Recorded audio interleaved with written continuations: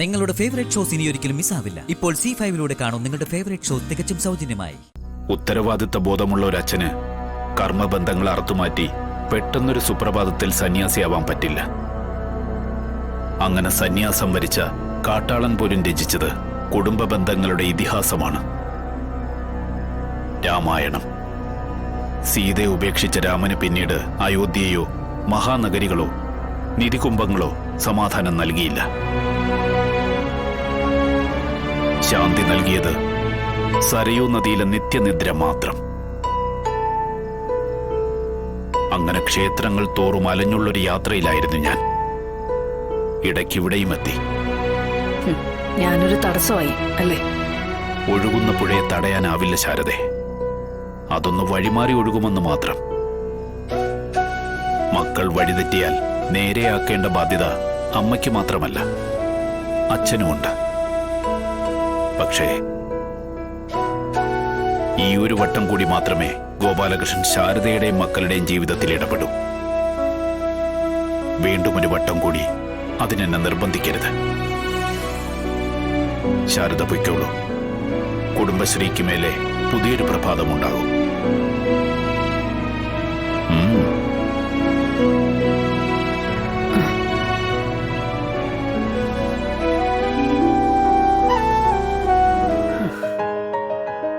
സുസ്മിതയെ കൊണ്ടുള്ള ശല്യം ഒരു വിധത്തിൽ ഒതുങ്ങിയല്ലോ എന്ന് കരുതിയിരുന്നതാ.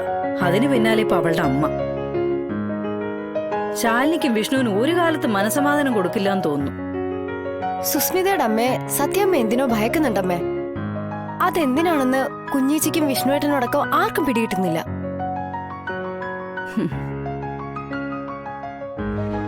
സാറേ സാറേ. ശാരദാമേ, എന്തു പറ്റി കുറുപ്പ് സാറേ? ഒന്നും പറ്റിയതല്ല ശാരദാമേ, പറ്റിയതൊന്നും പറയാനുമില്ല. എന്താ കുറുപ്പ് സാറേ? ശാരദാമ ഇതൊന്ന് വായിച്ചു നോക്കിയേ. അയ്യോ, ഇത് ശാലിനിയല്ലേ?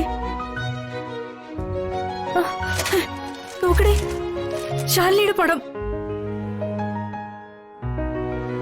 എന്താടി, അവളെന്തേലും കുഴപ്പമുണ്ടാക്കിയോ? അവളുടെ പടം എന്തിനാ പത്രത്തില്? കുഴപ്പം തന്നെ അമ്മേ, വലിയ കുഴപ്പമാ. ആ കുഞ്ഞേച്ചി കളക്ടർ പരീക്ഷ ജയിച്ചമ്മേ, അത് 2 റാങ്ക്.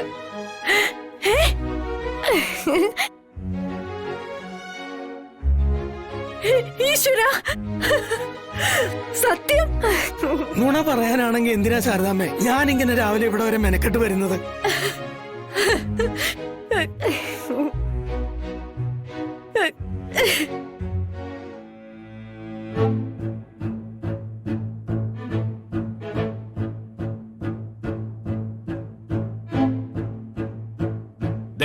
ഇവളിൽ എനിക്കൊരു മകൻ പിറക്കും.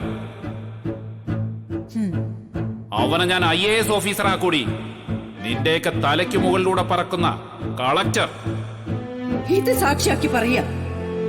ആൺമക്കളെ തേടി പോയിക്കോ ഗോപാലൻ. പക്ഷേ ഒരു പെണ്ണിനെ കൊണ്ട് എന്താവുന്നു, പെൺമക്കളെ കൊണ്ട് എന്താവുന്നു കാണിച്ചു തരും കാലം. ഓളെ വിശ്വസിക്കാനാവുന്നില്ല. സത്യമേ, ദേ നോക്കേ.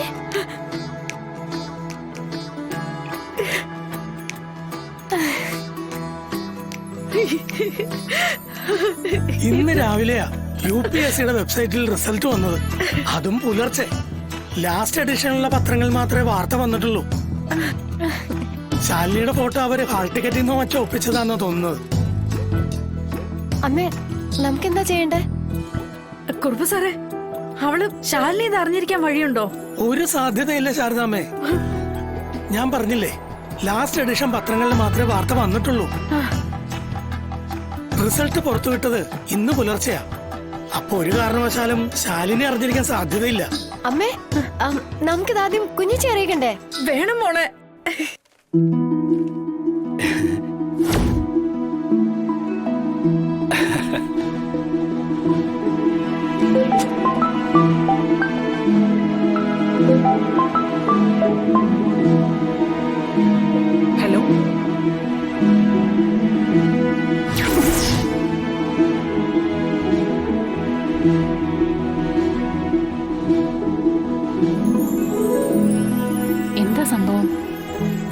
ഹോട്ടലിന്റെ ഉദ്ഘാടനത്തിന്റെ പത്രത്തിൽ വന്നിട്ടുണ്ടെന്ന്.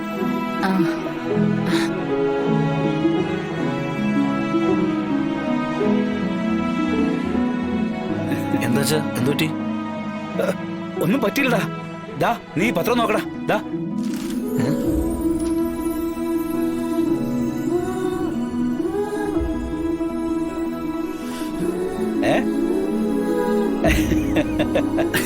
എന്താ വിഷ്ണുട്ടാ? എടുത്തു പിടിച്ചേ. വിഷ്ണുട്ടാ എന്താ കാണിക്കുന്നെ? വിഷ്ണുട്ടാ എന്താ കാണിക്കുന്നേ? എന്റെ ദൈവമേ, വിഷ്ണുട്ടാ അയ്യോ ശാലിനി, വിഷ്ണുട്ടാ എന്നെ താഴെ ഇറക്കി. എന്താ കാണിക്കുന്നേ? ശാലിനി, എടോ ഇനി താഴെ നിൽക്കേണ്ട ആളല്ലടോ. IAS. ഇത് നോക്ക്, കണ്ടാ വാർത്ത പത്രത്തിലുണ്ടോ ഫോട്ടോ അടക്കം.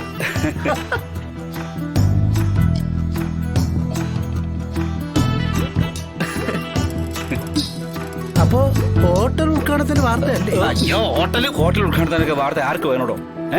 ദേ ശാലിനി മോക്ക് കിട്ടിയിരിക്കുന്നത് അഖിലേന്ത്യാ പരീക്ഷയിൽ 2ാം റാങ്കാ.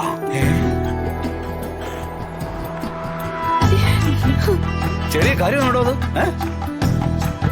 ഹിന്ദിക്കാരായ പഞ്ചാബികളെ ഗുജറാത്തികളെയൊക്കെ നടത്തി അടിച്ചിട്ടാ 2ാം റാങ്ക്. നിസ്സാര കാര്യമാണോ അത്? എന്താടോ സന്തോഷായില്ലേ തനിക്ക്? വിഷ്ണുട്ടാ എങ്ങനെയെങ്കിലും കടന്നുകൂടാന്നുള്ള പ്രതീക്ഷയുണ്ടായിരുന്നുള്ളൂ എനിക്ക്. പക്ഷെ 2ാം റാങ്ക് ഇതൊന്നും എന്റെ സ്വപ്നത്തിൽ പോലും ഉണ്ടായിരുന്നില്ല. മോൾക്ക് 1ാം റാങ്ക് കിട്ടാത്ത എന്താന്നുള്ള അതിശയം മാത്രമേ എനിക്കുള്ളൂ. അത്രയ്ക്ക് മിടിക്കാൻ എന്റെ മോള്.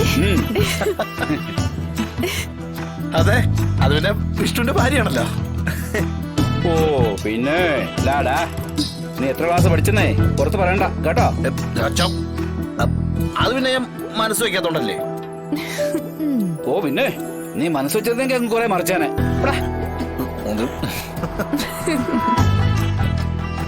മോളെ ഇതിപ്പോ IAS കിട്ടിയില്ലേ മോളെ? പിന്നെന്താച്ചാ 2ാം റാങ്ക് എന്നൊക്കെ പറഞ്ഞാ നമുക്ക് ഇഷ്ടമുള്ളത് തന്നെ കിട്ടും. അതെ, ഇത് 2ാം റാങ്കാണ്. ഇനിയിപ്പോ അവർ തന്നില്ലെങ്കിൽ നമ്മൾ വാങ്ങും.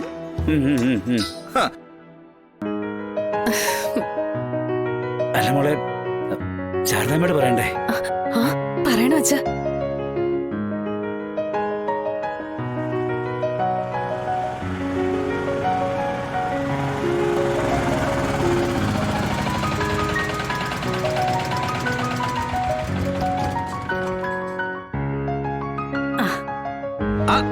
ശാരദാമ്മ വന്നല്ലോ.